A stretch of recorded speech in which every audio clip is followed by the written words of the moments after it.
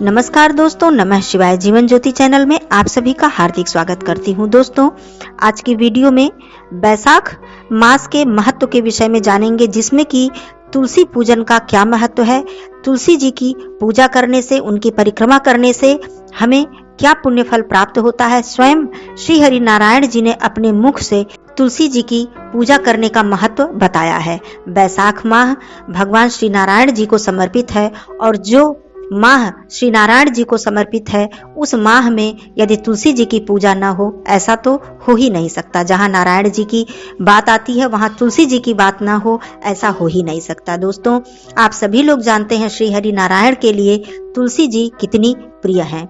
एक तरफ लाखों पुष्प हों या नाना भांति के भोग प्रसाद हों और एक तुलसी पत्र हो, तो सभी कुछ छोड़कर श्री हरि नारायण जी को एक तुलसी का पत्र स्वीकार होता है। उसी से वो अपने भक्तों से प्रसन्न हो जाते हैं।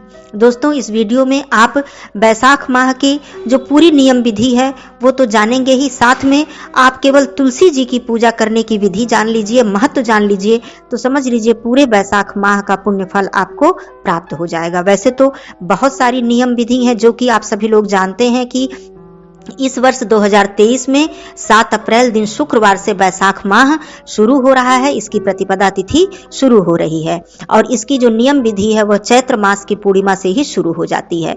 सुबह उठकर स्नान आदि करना, लहसुन प्याज का त्याग करना, भगवान श्री हरि जी की पूजा अर्चना करना, उनके मंत्रों का जप करना, भूमि पर शयन करना, सरसों तेल का स्पर्श न करना अर्थात बालों और शरीर में न लगाना। बहुत सारे नियम विधि हैं जो कि बहुत साधक, बहुत ही भक्तजन इसको निभाते हैं।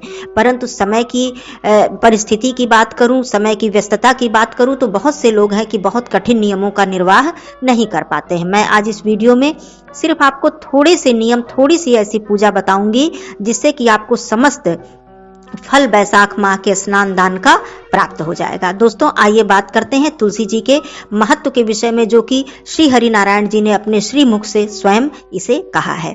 तो वीडियो में अंत तक आप लोग जरूर बने रहिएगा। चैनल पे पहली बार आए हैं तो चैनल को सब्सक्राइब कर लीजिएगा। वीडियो आपको अच्छा लगे तो लाइक जरूर कीजिएगा। दोस्तों, आपके लाइक करने से हमारा उत्साह बढ़ता है। कमेंट बॉक्स में जय श्री हरि विष्णु भगवान जरूर लिखिएगा। दोस्तों, श्री नारायण जी ने स्वयं तुलसी जी का महत्व बताते हुए कहा है कि बैसाख माह में जो भी जातक, जो भी भक्तजन, जो भी जन तुलसी जी की पूजा करते हैं, उनको जल से सिंचित करते हैं, उनके समक्ष धूप दीप अर्पित करते हैं और तुलसी जी की मंजरी या तुलसी पत्र हमें अर्पित करते हैं अर्थात विष्णु भगवान जी को समर्पित करते हैं, उनसे मैं बहुत ही प्रसन्न होता हूँ और उनके जन्म जन्मांतर के पाप नष्ट हो जाते हैं और उनका सभी मनोरथ उनकी मैं पूर्ण करता हूँ। दोस्तों, आइए साधारण शब्दों में मैं सरल विधि से बताती हूँ कि आपको बैसाख माह में क्या क्या करना चाहिए, जो कि आप लोग बहुत आसानी से कर सकते हैं। इसमें कोई कठिनाई नहीं है।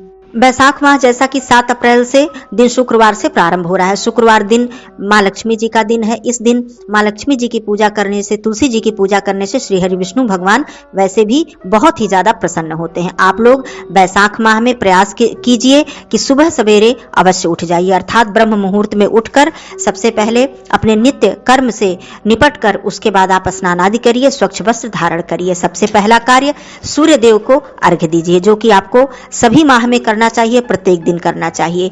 परंतु बैसाख माह है तो इसमें स्नान दान और सूर्य जी को जल देने का भी विशेष महत्व बताया जाता है।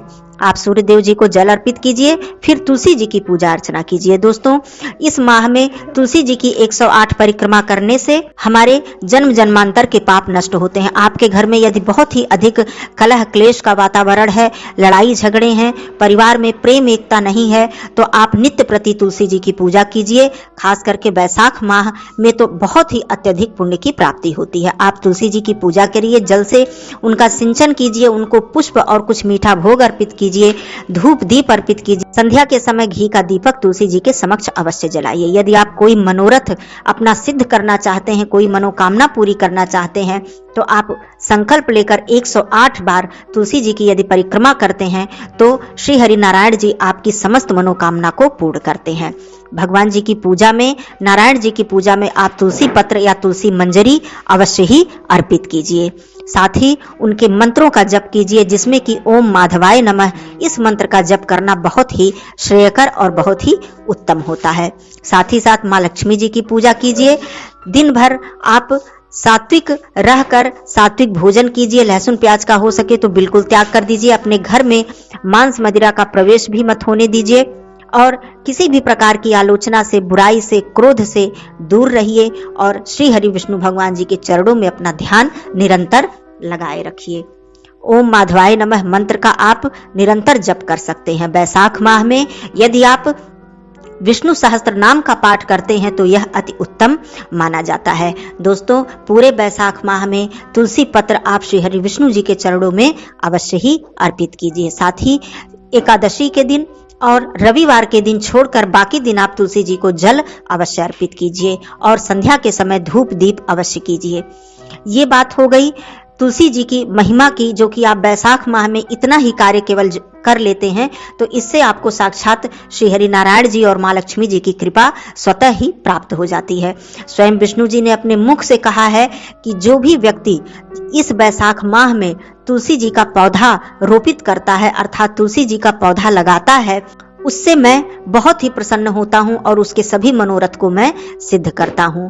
जो भी भक्तजन तुलसी जी के वृक्ष के पास बैठकर मेरे मंत्रों का उच्चारण करता है, उसके मैं समस्त मनोरथ सिद्ध करता हूँ। ये बातें स्वयं श्री हरि नारायण जी ने अपने मुख से कही है।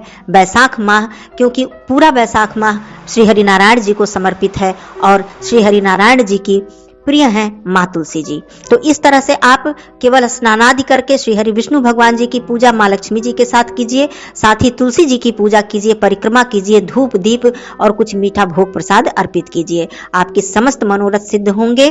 दोस्तों, इस कलयुग में कहा जाता है कि कलयुग केवल नाम आधारा, सुमिर सुमिर नर उतरहि पारा। केवल आप मानसिक रूप से केवल विष्णु भगवान जी के मंत्रों का जप निरंतर करते हैं तो आप समझ लीजिए कि बैसाख माह के जितने भी पुण्य हैं, जप तप हैं, वो आप को सब उसका पुण्य फल प्राप्त हो जाता है। इस माह में आप दान अवश्य कीजिए, जिसमें कि आप फलों का दान, अन्न दान, वस्त्र दान, जल दान, जो कि बहुत ही महत्वपूर्ण माना गया है क्योंकि गर्मी का मौसम है और गर्मी शुरू हो चुकी है, तो इसमें जल दान करना बहुत ही उत्तम होता है।